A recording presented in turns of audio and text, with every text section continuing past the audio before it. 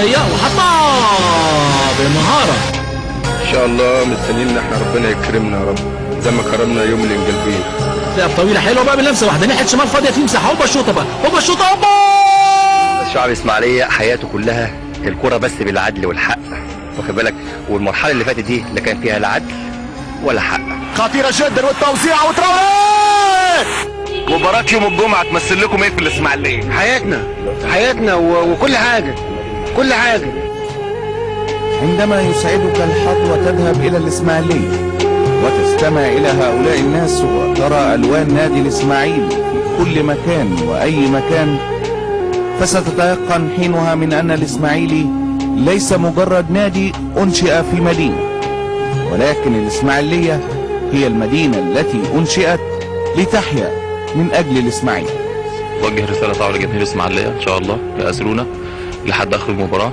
النهارده ماتش بعد 33 سنة نهائي كاس افريقيا ابطال الدوري. ربنا يوفقنا ان شاء الله بمؤازرتهم معانا وقلوب كل المصريين معانا ونهديهم بعد المباراة الفوز ان شاء الله.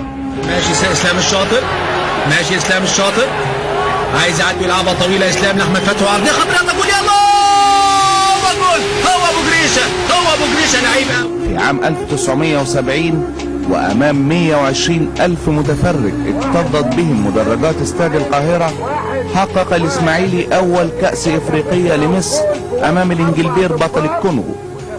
وخلال 33 عام تفصلنا عن هذا اليوم ولدت أجيال وأجيال عاشقة للدراويش. ظلت علاقتها بالكأس الإفريقية علاقة سمعية مرتبطة بما يحكيه الكبار، حالمة بأن تتحقق الأسطورة التي طالما انتظروها ذات يوم.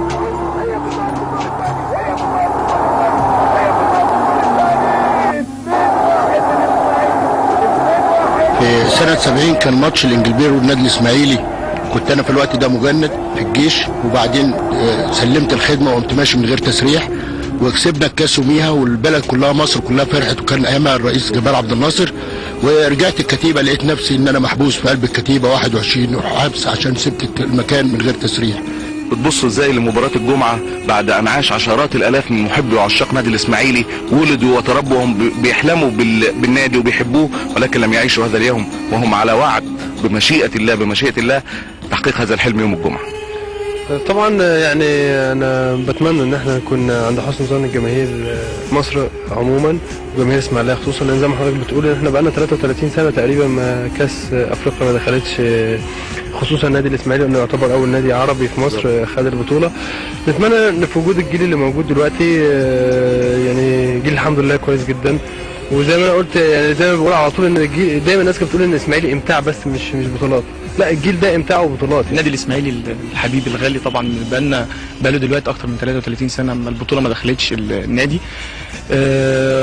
فبنتمنى من الله سبحانه وتعالى اللي ربنا يوفقنا في ظل الجو اللي متهيأ لنا من الإدارة وجمهور النادي الاسماعيلي والظروف اللي موجودة فيها اللعيبة والحلقه كويسه الحمد لله اللي بصفه مستمره الحمد لله اللعيبه بتأدي بيها. فبنتمنى من الله سبحانه وتعالى اللي ربنا يوفقنا واللي احنا نقدر ان شاء الله نجيب البطوله دي للنادي الاسماعيلي بعد الاعوام اللي فاتت. الدراويش هم الفريق الأبرز على الساحة العربية والإفريقية لهذا الموسم، وقد قدم الإسماعيلي على مدار الموسم كرة البهجة والسرعة والمتعة، ولهذا فقد أزاح عن طريقه إفريقيا فرق عتيدة أمثال أسك الإيفواري في دور الثمانية والترجي التونسي في قبل النهائي، حيث أحرز نجومه 6 أهداف في شباك الترجي ذهابا وعودة، وهو ما يصعب تكراره بسهولة. من ناحية الشمال بقى استلم وعدى حلو، عدى حلو، كرة عرضية خطرة الأمر بابا الجول الثالث. هو الهداف اهو، هو الراجل ده الهداف الكبير اللي بيعرف يجيب جول. أول كرة حمام إبراهيم بيسلمها حمام وبتلعب طويلة حلوة بقى بلمسة واحدة ناحية شمال فاضية في مساحة. هوبا الشوطة بقى، هوبا الشوطة، هوبا. أما أنيمبا النيجيري الطرف الآخر في النهائي فكان في نفس مجموعة الإسماعيلي في دور الثمانية، وكان مجموع المباراتين لصالح الإسماعيلي 8-5، ولكن في مباراة الذهاب في النهائي فازوا 2-0 في ظل غياب 5 لاعبين من أعمدة الإسماعيلي وظلم تحكيمي فادح. اثناء المباراه بقى فوجئنا احنا اتمرنا طبعا يوم السبت هناك، الجو كان معقول اتمرنا في ميعاد الماتش، انما فوجئنا تاني يوم بحر شديد جدا، درجه الحراره كان في حدود 34 35، الرطوبه نسبتها كانت عاليه جدا جدا، تديك احساس ب 10 درجات او 12 درجه زياده. فاللعيبه فعلا يعني كنا عاذرينها. يمكن النتيجه اللي انتهت اليها المباراه احنا الحمد لله بنحمد ربنا على ان النتيجه انتهت كده بس. ان شاء الله في المباراه دي هتبقى الظروف مختلفه تماما، الجو اقل من ناحيه التحكيم. طبعا حته التحكيم انا مش عايز اتكلم فيها، يمكن الناس كلها شافت ان لينا ضربه جزاء، انما يمكن في واحده تانية ما جاتش من كورنر لينا، الحارس المرمى زق عمرو فهيم بشكل واضح جدا قدام الحكم، الحكم برضه ما حسبهاش. الولاد مركزين، وطبعا دي حاجه النادي بيستناها من زمان، هتضيف طبعا للنادي ولمصر بطوله. نتمنى ان الولاد يبقوا عند حسن ظن الناس اللي هيجوا يشوفوهم ويشجعوهم، وانا متهيألي كل مصر ورا النادي الاسماعيلي في هذا اليوم. فان شاء الله نقدر ولادنا يسعدوا الجماهير اللي هتيجي تشوف الماتش بتاع يوم الجمعه باذن الله. كابتن سيد كم سنه؟ انا 24 سنه، يعني ما عشتش اليوم التاريخي بتاع سنة 70 مع الانجلبير 33 سنة، ويمكن الالاف من عشاق ومحب نادي الاسماعيلي ما عاشوش اليوم ده. يا ترى بمشيئة الله هيبقى يوم الجمعة يوم محفور في الاذهان زي يوم التاريخ اللي احنا ما نسيهوش بعد 33 سنة؟ واكيد في ناس كتيره ما عاشتش اليوم ده، بس الحمد لله الناس كلها فاكره اليوم ده، وان شاء الله هنفكرهم بيوم زي ده ان شاء الله يوم الجمعه. Well, we are trying the best we can to سنحاول جهدنا للتحضير للمباراة، كل شيء يسير على ما يرام، ولا أخاف أو أقلق من أي شيء. I'm not worried about anything. ولدى سؤال تتمنى تحقيق المفاجأة والفوز بهذه المباراة ضد أنيمبا.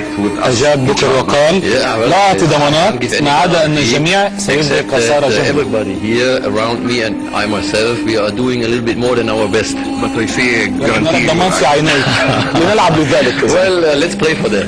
ده مفيش تدريب اصلا، ما يكونوش يعني. وبعدين الاسماعيلي ده حاجه اكيده طبعا، ده البلد كلها مستنيه يوم الجمعه ده بفارغ الصبر، وربنا يوفقهم يا رب. ده انتماء البلد لناديها، ده يعني حاجه ما توصفش. ده من النهارده بنعمل اعلام وبنزود الشوارع. اللي احنا بنعمله اللي احنا بنقدمه دلوقتي مفيش فرقه ثانيه بتعمله.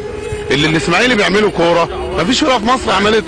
اذا احنا لازم مسانده حتى ادبيه واعلاميه، وما عندناش حد فينا بيقول حاجه وحشه في حق اتحاد الكوره الا لما رد فعل. احنا ما بنقولش اتحاد الكوره وحش او حلو، احنا بنقول اللي قدامنا ان هو بيكيل بمكيالين. احنا من ساعه ما لعبنا البطوله الافريقيه مفيش مسؤول من اتحاد الكوره جه ماتش النادي الاسماعيلي، ولا مسؤول من اتحاد الكوره جه لماتش النادي الاسماعيلي. ليه؟ الاسماعيلية على بعد خطوة من تحقيق الحلم والاحتفاظ بالكأس مصرية للعام الثالث على التوالي. كل ما نرجوه أن تصبح الليلة ليلة تاريخية لكرة القدم العربية والمصرية. يعني طبعا